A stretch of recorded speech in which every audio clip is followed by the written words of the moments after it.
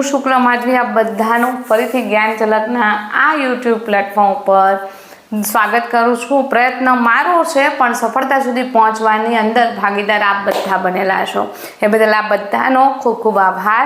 આપના દ્વારા જે મળતી કમેન્ટ્સ છે અમને અવિરત કામ કરવાની પ્રેરણા આપે છે। બસ આટલી વાત તમને જણાવ્યા પછી સીધા જ હું હવે તમને ટ્રેક ગાડી તમારે પોઈન્ટ ટુ પોઈન્ટ લઈ જવી છે।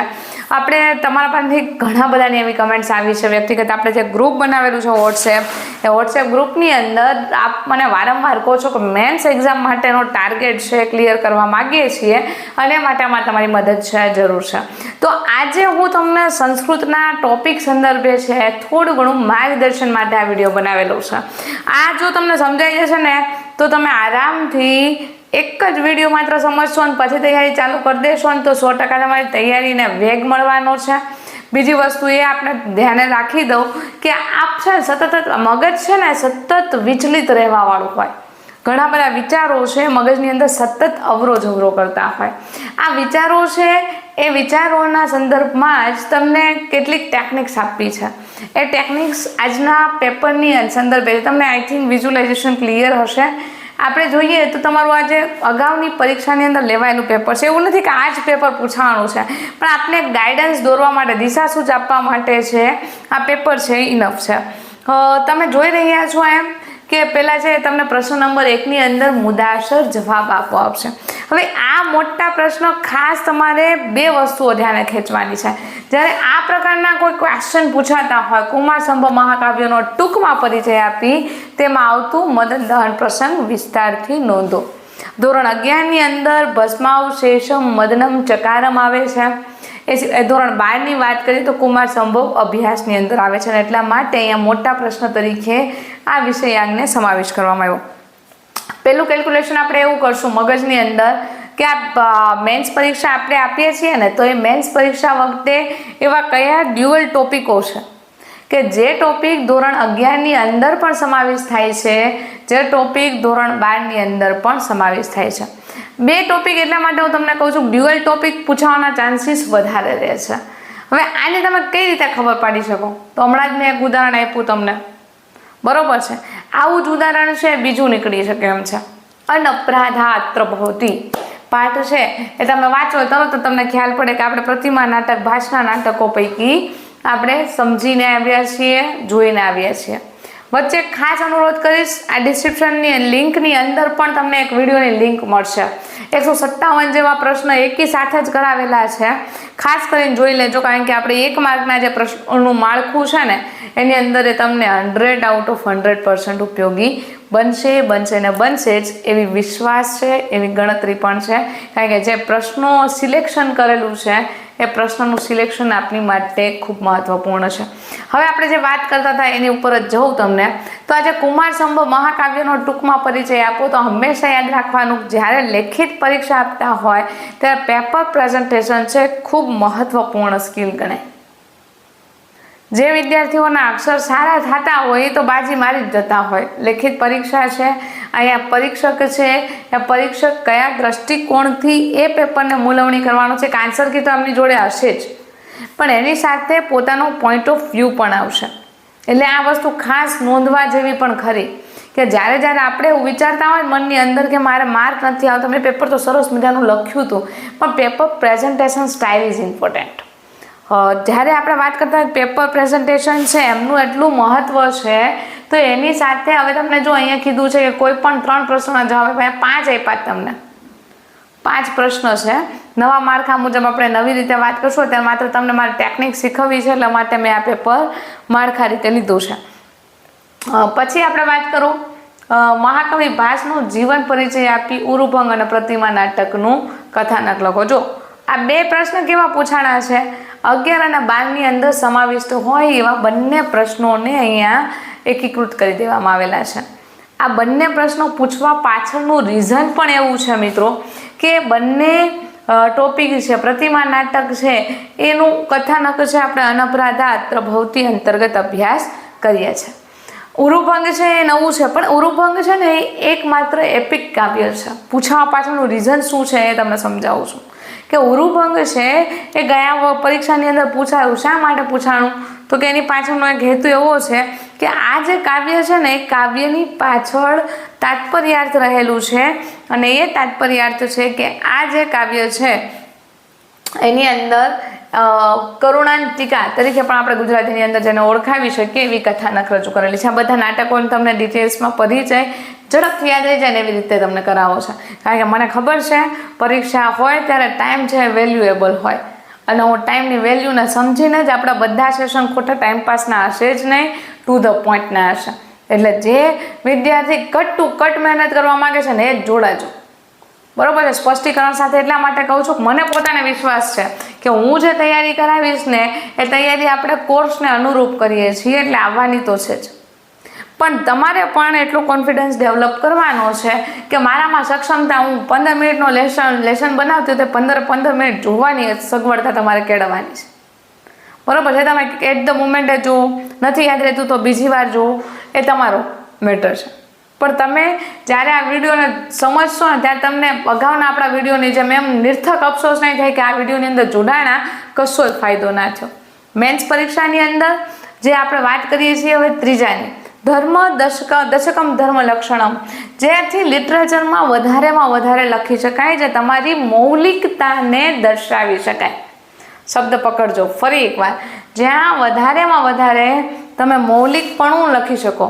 આ ત્રીજો પ્રશ્ન છે એ એવો છે. ધર્મના 10 લક્ષણો છે, ચોરી ન કરવી, પવિત્રતા, આ બધા ટોપિક એવા છે કે જેમાં તમે તમારી મૌલિકતા વાપરી શકો છો. નો ડાઉટ કે તમારે કોન્સેપ્ટ ટેક્સ્ટ બુકનો રાખવાનો છે, પણ સમજૂતી આપણે કેમ વર્ગખંડની અંદર જાઓ છો તમે, બરોબર છે, આપણે સમજાવવાનું એવું આવ્યું કે ચોરી ન કરવી, તો ચોરી ન કરવાનો ગુણ છે આપણે ગાંધીજીને યાદ કરાવીને કરીએ છીએ ને, ડેફિનેટલી. કારણ કે ગાંધીજી છે એ ચોરી ન કરવી, જૂઠું ન બોલવું, આ બધાના એક આદર્શ વ્યક્તિ છે. એટલે આપણે જ્યારે અહીંયા પણ સમજૂતી આપતા હોય ને તો અહીંયા જે લિટરેચર ટાઈપનું લખાણ લખીએ છીએ તો એની અંદર બહુ આઉટ ઓફ સબ્જેક્ટ નથી જવાનું, પણ સબ્જેક્ટ ઓરિએન્ટેડ એકાદ બે ઉદાહરણ છે તમે લખો છો તો પેપર છે તમારું ચાંદ લાગી જશે એવું કહી શકાય એવું છે, બરોબર છે. હવે ત્યાંથી તમને આગળ લઈ જાઓ બીજા ટોપિક ઉપર, સંસ્કૃત ભાષાની ઉપયોગિતાને સમજતા. આ તમારી પદ્ધતિશાસ્ત્રનો પ્રશ્ન છે, બરોબર છે. એટલે આપણે પદ્ધતિશાસ્ત્ર કરતા હોય તેમ ના થવું જોઈએ ને કે પદ્ધતિ આપણે નિર્થક કરીએ છીએ. તમને આ સ્પષ્ટીકરણના ભાગરૂપે કીધેલું છે. હવે ત્યાંથી થોડીક આગળ ફરીથી લઈ જાઓ, તમને થોડાક અક્ષરો મોટા કરીએ, મને એમ થયું મારી જેમ કોઈકને ચશ્મા આવી ગયા હોય ના દેખાય તો એટલા માટે. ચલો હવે જો માગ્યા પ્રમાણે જવાબ આપો. કોઈ પણ 4 પ્રશ્ન લખવાના છે, 150 થી 200 શબ્દ. કેટલા શબ્દની અંદર 4 શબ્દ પ્રશ્ન લખવાના છે? 150 થી 200 શબ્દની અંદર લખવાના છે. હવે જો અભિજ્ઞાન શાકુંતલમ નાટકનું કથા વસ્તુ ટૂંકમાં સમજાવીને શકુંતલા પ્રત્યાખ્યાનમ પ્રસંગ છે એની વિસ્તૃતતા વર્ણવવાની છે. હવે અહીંયા તમને કીધું છે કે ભાઈ મારે અભિજ્ઞાન શાકુંતલમ નાટકનું કથા વસ્તુ, જો આ પાછું 2 in 1 ટોપિક આવ્યો. તમને જે મારે ફોકસિંગ કેન્દ્ર બિંદુ ઉપર લઈ જવું છે એ તાત્પર્યાર્થ હવે કદાચ તમારા મગજમાં ચોક્કસપણે બેસી ગયું હોય. જો બેસી ગયું હોય તો મને અત્યારે જ એક કમેન્ટ કરી દેવાની કે હા બેન તમે કહો છો ને અમને ગળે ઉતરી ગયું છે, અમે આ રીતે થોડીક તૈયારી છે હવેથી ચાલુ કરવાના છીએ. આટલું એક મેસેજ કમ્પલસરી મારા વિદ્યાર્થીઓ હોય, મારી સાથે ભણવા માંગતા હોય ને તો મને ચોક્કસથી આટલી વસ્તુ જાણ કરવાની છે. અભિજ્ઞાન શાકુંતલમનું નાટકનું કથા વસ્તુ સમજી ગયા, ચલો એ તમને ખબર છે કેટલા અંગનું છે. હવે જો ખાસ એક બીજી વસ્તુ, જ્યારે તમે પેપર રાઇટિંગ કરો છો ત્યારે હાઇલાઇટ કરવાનું અચૂક રાખજો. હાઇલાઇટ એટલે હાઇલાઇટર પેન લઈ જવાનું નથી સૂચના આપતી. હાઇલાઇટ કરવાનું તાત્પર્ય એટલું છે કે ધારો કે આપણે લખીએ છીએ કે અભિજ્ઞાન શાકુંતલમ કવિ કાલિદાસ દ્વારા રચાયેલું નાટ્ય પ્રકારની કૃતિ છે, તો એ પહેલાં આપણે ઇન્ટ્રોડક્શનની અંદર આપણે વિદ્યાર્થીઓને કહેતા હોય કે જેટલી પ્રસ્તાવના વ્યવસ્થિત હશે, જેટલું વિષય વસ્તુ વ્યવસ્થિત હશે અને જેટલો ઉપસંહાર વ્યવસ્થિત હશે ને તો પેપર સેટરની દ્રષ્ટિએ તમને માર્ક 4 માંથી 4 પણ આવી શકે. તો અહીંયા આપણે એ જ વસ્તુ કરવાની છે. મેન વસ્તુ તો રજૂઆત કરવાની જ છે, પણ એ પહેલાં અભિજ્ઞાન શાકુંતલમના કરતાં કાલિદાસ વિશે 1-2 લીટીઓ લખવાની છે.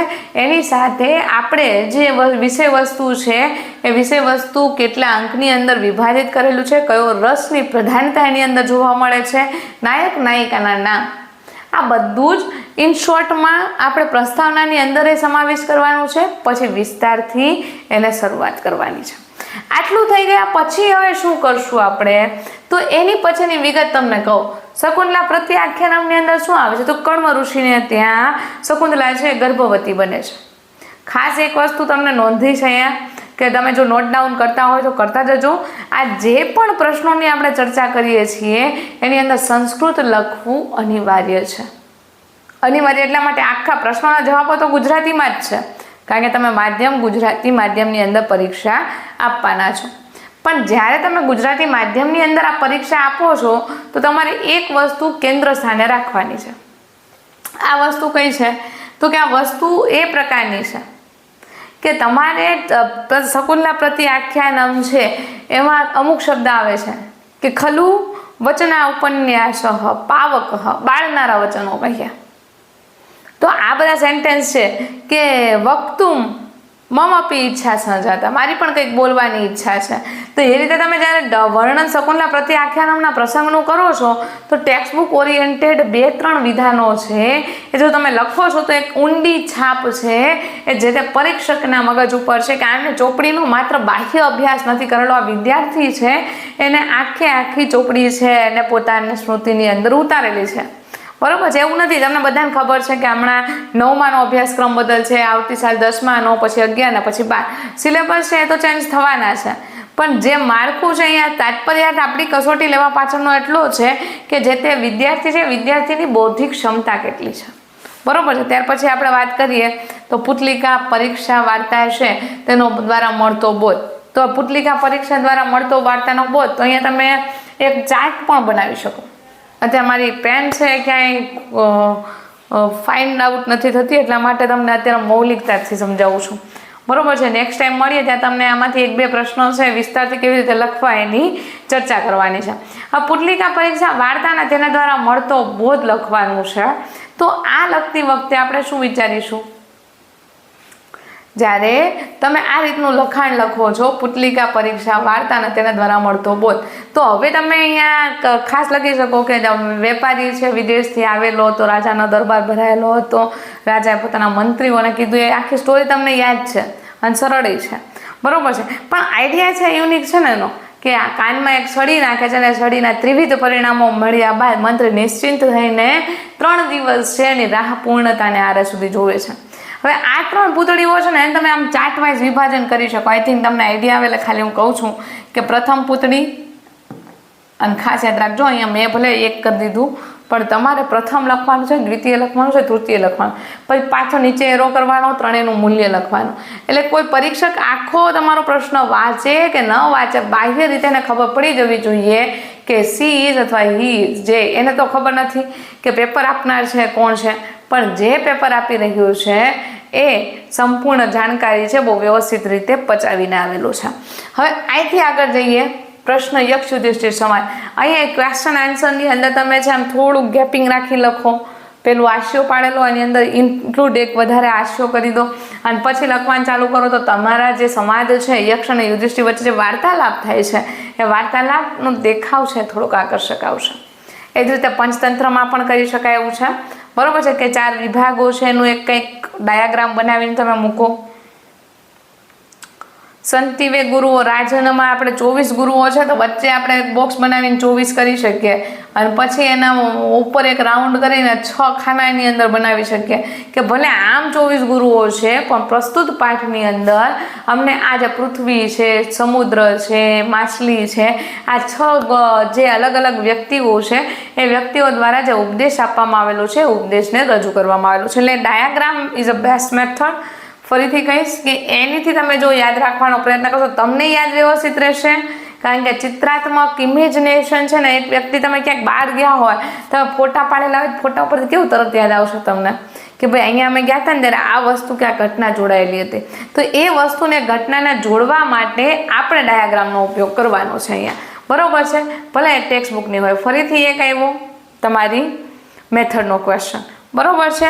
એટલે હા તમને એક વસ્તુ ચોક્કસથી અહીંયા હું ધ્યાને દોર દઉં કે તમે કદાચ ટેક્સ્ટ બુક કમ્પ્લીટલી તૈયાર કરો છો ને તો તમને ખબર, પણ અત્યારના માળખું આ 2023ની પેટર્ન અનુરૂપ એવું ગણી શકાય કે તમે આગળના 2 પ્રશ્નની અંદર 1 માર્ક એક વિગત છે એને નોંધ કરી હશે કે તમે કદાચ પદ્ધતિના સ્કીપ કરો ને પણ કન્ટેન્ટના એક ટોપિક ક્લિયર હોય તો.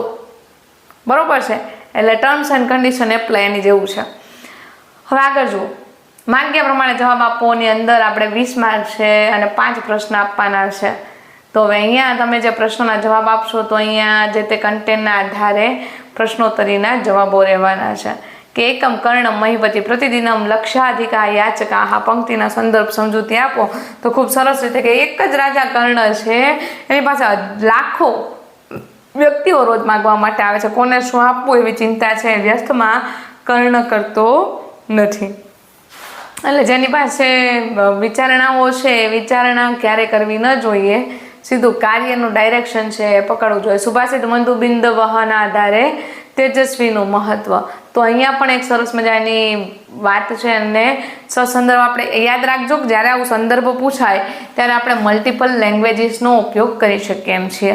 દાખલા તરીકે આપણે કોઈ પણ સેન્ટેન્સ હોય આપણી રીતે ગોતવાનો પ્રયાસ કરવાનો, સરળ માધ્યમો છે અત્યારે તો તમારે ગોતવું હોય તો ગમે ત્યાંથી આમ તમારા મોબાઈલની અંદર પ્રગટ થઈ જાય ને એવી અનુભૂતિઓ છે, બરાબર છે. એટલે આ એક વસ્તુ ધ્યાને રાખજો. પછી તમને સમજાવું વ્યાપાર અવ્યાપાર ન્યાય ઉદાહરણ સાથે સમજાવો તો એ ઇઝી છે કે જે કામ આવડે છે એ કરે છે, અને વ્યાપાર કહેવાય જે નથી આવડતું એ કરે છે એ અવ્યાપાર છે, બરાબર છે. ને એની જે ડાયરેક્શન છે એ ડાયરેક્શનના ઉદાહરણો તમે પોતાના એ મૂકી શકો ને, ટેક્સ્ટ બુકના તો હોવા જ જોઈએ. હવે 1-2 વાક્યમાં જવાબ આપો તો અહીંયા તમે રસે રુદ્રેશ છિન્ના યમન સબલગા શિખરણી અને ગુણા ગુણાયંતે દોષા સુજન વદને દુર્જન મુખેનું ઉદાહરણ છે તમે અહીંયા લઈ શકો. એ જ રીતે વ્યાસ્તુતિ અલંકારનું લક્ષણ છે એ ઉદાહરણ છે, એ પણ તમે લક્ષણ અને ઉદાહરણ બંને આપણે ટેક્સ્ટ બુક ઓરિએન્ટેડ પાકો કરી લેવાના, એ લખવાના થશે. પછી સંસ્કૃત વિષયમાં શિક્ષણ પદ્ધતિમાં કથનનું મહત્વ ખૂબ સરસ છે, સમજાવી શકાય એવું. આ બધા ટોપિક્સ તમને હું કરાવીશ જ, અત્યારે ખાલી ગાઈડન્સ લેક્ચર છે એટલે હું બહુ ઝડપથી આગળ વધી રહી છું. નાટ્ય પંચમ વેદ શા માટે કહ્યું છે તો આપણે જે શરૂઆતની પ્રસ્તાવનાનું વર્ણન આવે છે એ પ્રસ્તાવનાનું વર્ણન અહીંયા લખી શકીએ છીએ. સરળ 2 માર્કની અંદર પહેલાં પ્રશ્ન બધા વાંચી લેવા, બહુ ઉતાવળ નહીં કરી દેવાની, બરાબર છે. ઘણી બધી વાર ધીરજના ફળ મીઠા હોય, એટલા માટે મીઠા ફળને આરોગવા માટે પહેલાં પ્રશ્નોને વાંચી લેવા. કારણ કે જો અહીંયા માલિની ઝાડના પ્રત્યેક ચરણમાં કેટલા તો કે 15, કેટલા અક્ષર યતિ આવે તો કે 7મા અક્ષરે, અને 6ઠા અક્ષરે યતિ આવે, 6ઠા અને 7મા અક્ષરે યતિ આવે છે. અને તમે ઝડપથી યાદ રાખી શકો. અલંકારના કેટલા પ્રકાર છે, ક્યાં ક્યાં, તો તમને આમ માયકું બંધ કરે જવાબ આવડી જાય એવો પ્રશ્ન છે, બરાબર છે. કે અલંકારના 2 પ્રકાર છે. હજુ કહીશું આમાં આ પરીક્ષામાં પણ જેટલું કન્ટેન્ટ ચકાચક રાખશો એટલા માર્ક પણ ચકાચક આવશે, બરાબર છે. કારણ કે આ જ મેરિટમાં આવવાની પરીક્ષા છે, આમાં મેરિટ નહીં બને તો આગળ આપણું કામ નહીં થાય. એટલે આગળના મેરિટ માટે જો તમે 70ની આજુબાજુમાં એરાઉન્ડ પ્રિલિમ્સ પાસ કરી દો છો તો definitely you are in for mains, બરાબર છે. અને મેન્સમાં માર્ક લાવવા માટેની આ ખાસ સચોટ મેથડ છે કે જે મેથડના ઇન્ક્લુડ તમારે આ પોઈન્ટ્સ છે બધા જ કેળવવાના છે. હજુ માલિની છંદ પછી આપણે વાત કરીએ અલંકારના કેટલા પ્રકાર છે અને ક્યાં ક્યાં. પછી વરામિહિર કોણ હતા શાસ્ત્રીય કૃતિનો પ્રશ્ન છે. સંસ્કૃત અભ્યાસમાં અનન્વયનું મહત્વ ટૂંકમાં જણાવો. આ મુદ્દો છે એ આમ જોઈએ તો ગ્રામેટિકલ છે પણ પદ્ધતિની અંદર સમાવિષ્ટ થાય છે એટલે મૂકેલો છે. ભગવદ્ ગીતા કશ્ચિત અધીતા ગંગા જલ લવ કણિકા પીતા, બરોબર છે. કે ગંગા જેટલું જળ જેટલું પણ જો પાન કરેલું હોય, યસ્ય મુરારી સમર્ચા, જેને ભગવાન મુરારીનું અધ્યયન કરેલું છે તેની ચર્ચા કિમ કુરુતે ચર્ચા, યમ કિમ કુરુતે ચર્ચા એવું આવે કે તેની યમરાજા પણ ચર્ચા કરતો નથી. ફરીથી શ્લોક પૂર્તિના પ્રશ્ન માટે જે તે ટેક્સ્ટ બુકની અંદર પાછળ આપેલા શ્લોકો જ તૈયાર કરજો, બરોબર. આયુર્વેદના 8 અંગો સીધું તમે શાસ્ત્રીય કૃતિ 12મા ધોરણનું પહેલું પેજ ખોલો ને એટલે 8 અંગો તમને મળી જશે. આ બધી જે હાઇલાઇટ કરવા જેવી બાબતો છે ને એને કરી જ દેવાની, બરોબર છે. ચલો, સરસ મજાના ખાલી જગ્યાઓ મૂકેલી છે. જે ક્રિયા કરવાથી ફળ પ્રાપ્ત ન થાય, બરોબર છે. પ્રશ્ન સરસ છે. જે ક્રિયા કરવાથી કોઈ ફળ પ્રાપ્ત ન થાય તે ક્રિયામાં પોતાનો સમય અને શક્તિ વપરાય ત્યારે એને પિષ્ટ પેષણ ન્યાય કહેવાય. કયો ન્યાય કહેવાય? પિષ્ટ પેષણ. તમને કરાવતી જ જાઓ એટલે તમારા જોડે જોડે આટલું કામ પાકું થઈ જાય. તનું નામ ખાલી જગ્યા દેહી. ચાલો 2 ઓપ્શન હોય ને એટલે કમેન્ટની અપેક્ષા ચોક્કસથી રાખી શકાય. ચિતિમ અરિષ્ટિમ, અરિષ્ટિમ આવશે, બરોબર છે. તમે કમેન્ટ અરિષ્ટિમ કરેલી છે, સાચી છે. પ્રસિદ્ધમ સંદેહી ખાલી જગ્યા વિધાય. વિદ્વિષામ, સોરી વધાય, વિદ્વિષામ, વધાય શબ્દ છે તમારો જવાબ આવશે અહીંયા. તમે કમેન્ટ્સ કરી દીધી હશે. સ્થળે ખાલી જગ્યા ન ગચ્છતિ, સ્થળ ઉપર શું ચાલી શકતું નથી? તો કે નો હો, હોડી છે સ્થળ ઉપર ચાલી શકતી નથી. 5મો પ્રશ્ન છે તત મેં મનઃ ખાલી જગ્યા અસ્તુ, તેવું મારું મન છે તે કેવું બનો? શિવ સંકલ્પમ અસ્તુ, કલ્યાણકારી સંકલ્પ વાળું બનો. ચલો નેક્સ્ટ પ્રશ્ન ઉપર જઈએ. જોડકા, આ વખતના પ્રિલિમ્સ વાળા મિત્રો જે હતા જોડે એ બધાની યાદ છે. જોડકાઓ અટૂટ જોડકાઓની વચ્ચે એક ઉભરતો સિતારો એમ કહી શકાય કે એ વખતે તમને અહીંયા ચોક્કસથી યાદ આવી જાય. શું યાદ આવી જાય? કે જોડકાવાળું પેપર છે એ આપણે અગાઉ લેવાયેલું છે. આપણે જે સેકન્ડરીની તૈયારી કરાવવાના છે ને તમને, એની અંદર એ જોડકાઓ રાખવાના છીએ. એટલે ચિંતા ના કરતા, જ્યારે પ્રેક્ટિસ પેપર લેશું ને ત્યારે. હવે જો બાણ સામે શું આવશે? આ 4 કૃતિમાંથી હર્ષચરિત. કાલિદાસ સામે શું આવશે? રઘુવંશ. બાજ સામે શું આવી શકે? કર્ણપાર. શુદ્રક સામે મુચકટિક. બહુ છેલ્લા જોડકા છે ભાઈ. આ લગભગ તો આવો પેપર પૂછાઈ જશે ને તો મારી જેવા તો ઘણા માર્ક લાવશે. એટલે મારી જેવા એટલે તમે બધા જો, મારે તો હાલ કોઈ આવશ્યકતા નથી, માત્ર શોખ ખાતર પરીક્ષાઓ આપીએ છીએ. સંસ્કૃત સામયિકાના 2 નામ આપો છો. આ એક ખાસ કરજો. આ તમને કરાવી દઈશ, એક લિસ્ટે મૂકી દઈશ આપણે વિડીયો સ્વરૂપે. કયા સામયિક કયું સંસ્કૃતનું ક્યાંથી બહાર પડે છે. ગુજરાતમાં કયા સંસ્કૃત કવિને રાષ્ટ્રપતિ એવોર્ડથી સન્માનિત કરવામાં આવેલા છે. આ ટોપિક મારે ક્લિયર કરવાનો બાકી છે. જે સ્પષ્ટીકરણ છે જ કહીશ, ખોટા તમને ગોળ ઘુમાવીશ નહીં. બરોબર છે. તો આપણે રાષ્ટ્રપતિના એવોર્ડથી સન્માનિત કરેલા કવિઓ ને આ જે 2 વસ્તુઓ છે એનું એક અલગથી તમને નાનકડું સેશન મળશે અને ચિત્રકૃતિ સાથે જ મળશે. તમને ઇમેજિનેશન યાદ રહી જાય. સ્ક્રીનશોટ પાડવા તો પાડી શકાય. સંસ્કૃતિના 4 પુરુષાર્થો તમને આવડે જ છે: કામ, ધર્મ, અર્થ, કામ અને મોક્ષ. પછી માર્ગમાં મોર નાચે જે વાક્યનું સંસ્કૃત છે એ તમારે કરવાનું છે. મને કમેન્ટ કરીને કહી દેજો. જોઈ આપણે બધા સંસ્કૃતના સુપંડિત કવિઓ છીએ. ખાસ કરીને કવિઓ શબ્દ છે લેખકો માટે પ્રયોજાય સંસ્કૃતની અંદર, એટલે બોલવામાં કશો જ અતિરેક નથી. એટલે આ પેપરનું માળખું એક તમને ક્લિયર થાય કઈ રીતે તૈયારી કરી શકાય. હવે તમને જો 2 વસ્તુઓ અહીંથી આખા પેપરની અંદરથી છેલ્લું આવ્યું કહેવાય કે અર્ક, જેમ ભમરો છે એ પુષ્પનો સાર લે ને આખા વિડીયોનો સાર તમને 2 સેન્ટેન્સની અંદર કહી દઉં તો પદ્ધતિ કદાચ તમે ગૌણમાં રાખો તો ચાલી શકે એમ છે. પણ એની માટેની ટર્મ્સ એન્ડ કન્ડિશન એવી છે કે પદ્ધતિ નથી આવડતી તો મને બાકીની ચોપડીમાંથી ગમે ત્યાંથી ગમે એ પૂછાય, હું એનો જવાબ આપી શકું જો અથવા આપી શકવી જો આવી ઉત્તર સાથેની વિભાવનાઓ અને કોન્ફિડન્સ સાથે હો તો નિગ્લેક્ટ પદ્ધતિને સાઈડમાં તમે કરી શકો છો. પણ સાઈડમાં ન કરવી હોય, વાંચવી હોય તો અમુક મુદ્દાઓ જેના મુખ્ય છે જે મુદ્દાઓને તમારે ભૂલવા ના જોઈએ. બરોબર છે. બીજી વસ્તુ એ કે જૂના જે વિડીયો છે આપણે પ્રિલિમ્સ માટે બનાવેલા છે એને એકવાર ચોક્કસથી મેન્સ આપતા પહેલાં જોઈ લેવા, કારણ કે એમાંથી તમને મોસ્ટ ઓફ ક્વેશ્ચનરી છે એ છેલ્લે વિભાગના જે જોડકાઓ છે અને એના સંદર્ભની અંદર પૂછાવાના છે. હવે તમને કોઈ આ રિલેટેડ કોઈ ક્વેશ્ચનરી હોય તો મને કમેન્ટ બોક્સની અંદર જણાવજો, કારણ કે સંસ્કૃત તમને કરાવવાનું છે મારે અને વિચારું છું એવું કે સંસ્કૃતની સાથે છે તમને પણ હોમવર્કના ટાસ્ક મારી જોડે જ મને કરાવવા આપવાના છે. એટલે એની તૈયારી રાખવાની છે. તમે એક નિર્ધારિત સમય જે તમે જોડાવા માંગતા હો ને લાઈવ સેશનની અંદર એ એક મને કમેન્ટ કરજો, કારણ કે જેટલા મારે સામે બેસીને તમને શીખવાડીશ ને એટલે વધારે આનંદ મને આવશે. બરાબર છે. આટલી નાની ચર્ચા બાદ લઉં છું વિરામ. અને ખાસ કરીને મોટા પ્રશ્નની અંદર આજે આપણે 2 કામ કરીશું આજના વિડીયો અથવા જ્યારે તમે આ વિડીયો જોવો છો ત્યારે, કે તમારે જે 2 ડ્યુઅલ ટોપિક છે ને અલગ કાઢવાના છે, એક લિસ્ટ બનાવવાનું છે. એ લિસ્ટમાંથી કેવી રીતે તમે શિક્ષક તરીકેની પરીક્ષાનો પેપર તમને સેટ કરવા આપેલો છે, તમે કેવા પ્રશ્ન કાઢશો આટલું એક મગજમાં રાખીને પ્રશ્ન પોતાની જાતે બનાવો. આ બીજી ટેકનિક છે સ્વ મહેનતે આગળ વધવાની, કારણ કે લેંગ્વેજ એવો વિષય છે ક્યાંય તમને એની મેન્સની પરીક્ષાની તૈયારીઓ છે અર્થે વિડીયો સેશન છે એ તમને એટલા બધા જોવા મળશે નહીં. બરોબર છે.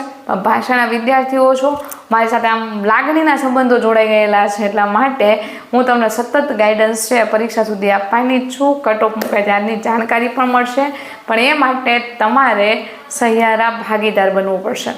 બનશો ને? Yes or no last comment સાથે લઉં છું હું રજા. મળીશ તમને નવા સેશનની અંદર. Thank you so much.